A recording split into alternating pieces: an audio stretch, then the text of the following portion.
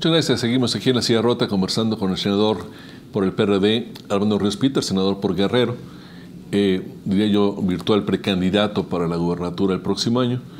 Y en ese mismo sentido habría que considerar más obligado a tomar definiciones, posturas claras.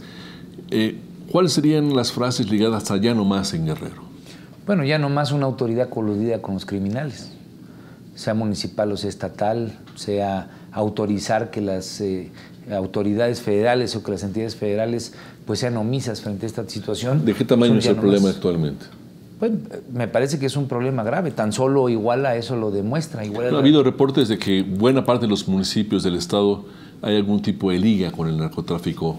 Pues, porque es una situación, digamos, del colapso en el que se encuentra gran parte del estado mexicano. Reportes en Guerrero que señalan que tal vez un 70% de los municipios pueden tener una dinámica o de sometimiento o de convivencia o de complicidad, digamos, son los reportes que a mí me ha tocado ver, pues hablan también de que en el 65% de los municipios del país es la realidad. Entonces, si bien Guerrero es un caso demostrativo importante, es un problema estructural que tenemos en el país que tenemos que atender. Claro, a mí me toca, por el caso de Guerrero, identificar que no puede ser un antes y un después distinto en donde hay esta colusión de autoridades con criminales. ¿Pero estos alcaldes tienen opciones para enfrentarse? El presidente anunció una ley para disolver eventualmente ayuntamientos ligados con el narcotráfico.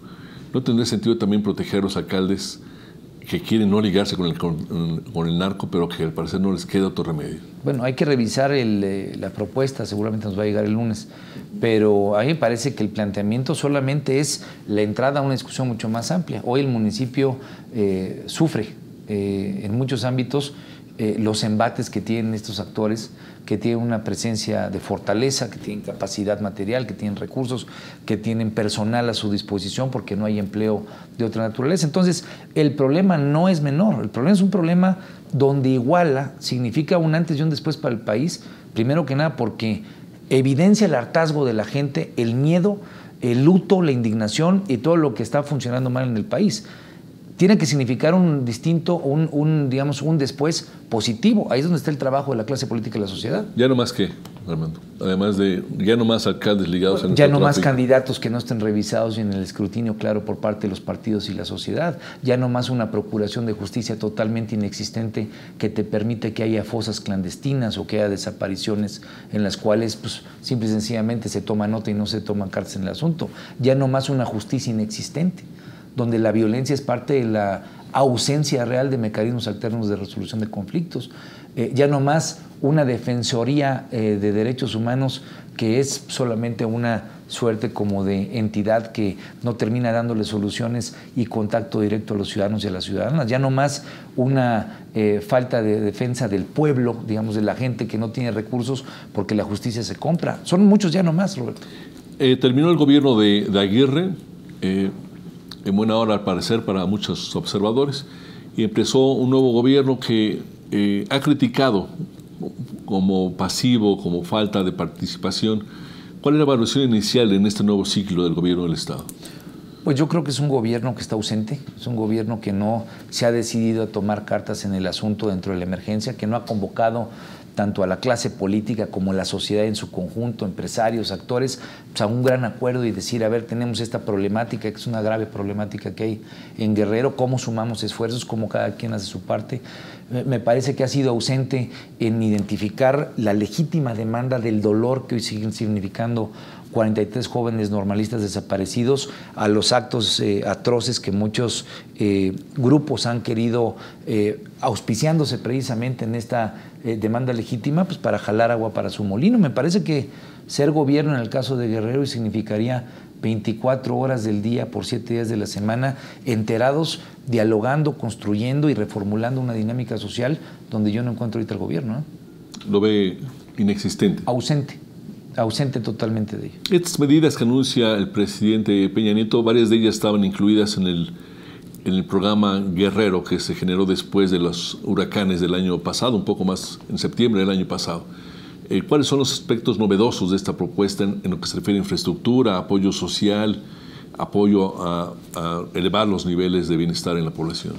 Bueno, yo como guerrerense y obviamente como miembro de uno de los estados del sur, de los más marginados, Guerrero, Oaxaca y Chiapas, yo celebro que se hable del sur, de ese sur marginado, de ese sur ausente de desarrollo, de ese sur que al principio no se le veía con, digamos, líneas de conducción de gas natural porque pues, era demasiado costoso. Ayer creo que es algo positivo. Comenta que habrá una línea de conducción de gas natural que permita tener energía barata en esa parte de la costa grande de Guerrero, entre Lázaro Cárdenas y Acapulco. Lo destaco porque me parece que es pensar en un sur que no esté condenado siempre a ser un sur marginado, sino que sea parte de una plataforma industrial, de una plataforma de exportaciones e importaciones con el puerto Lázaro Cárdenas.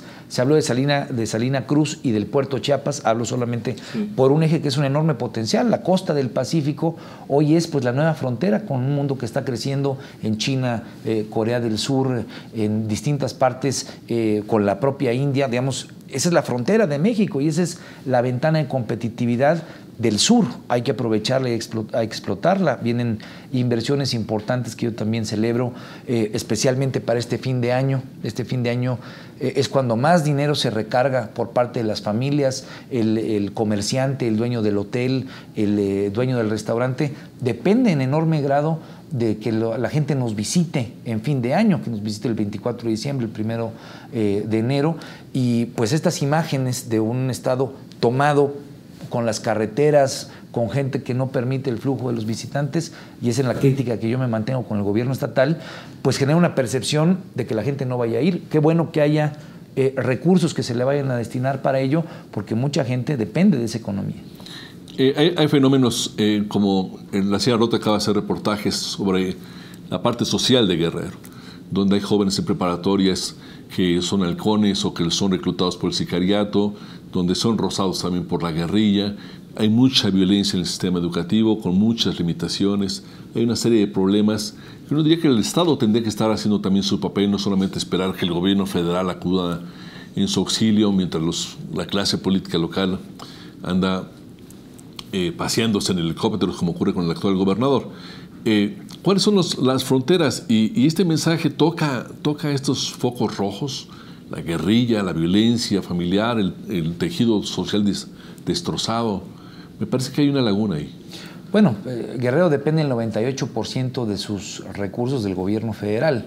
Es algo que la clase política guerrerense ha dado por un hecho y que no ha tratado de transformar la plataforma de ingresos o la forma en la que gasta o la forma en la que confronta la corrupción. Ha sido una clase política sumamente ausente en la lógica de que ser buen político es ser bueno para gestionar con la federación, y eso es una crítica que yo creo que hay que remarcar y profundizar, porque si no cambia esa lógica de entender esa entidad federativa y que la clase política se entienda como parte de ese cambio, difícilmente van a cambiar las cosas. Guerrero lo que requiere es empleo. Digamos, la solución no es una solución tan compleja. Se requieren generar plataformas de empleo para que un joven que hoy decide entre ser halcón o ser sicario, pues pueda decidir ir por la ruta de garantizar que al terminar sus estudios de educación media superior o de educación superior va a tener un buen empleo, tal vez en una industria automotriz que se puede instalar al lado del puerto Lázaro Cárdenas en la parte del municipio de La Unión.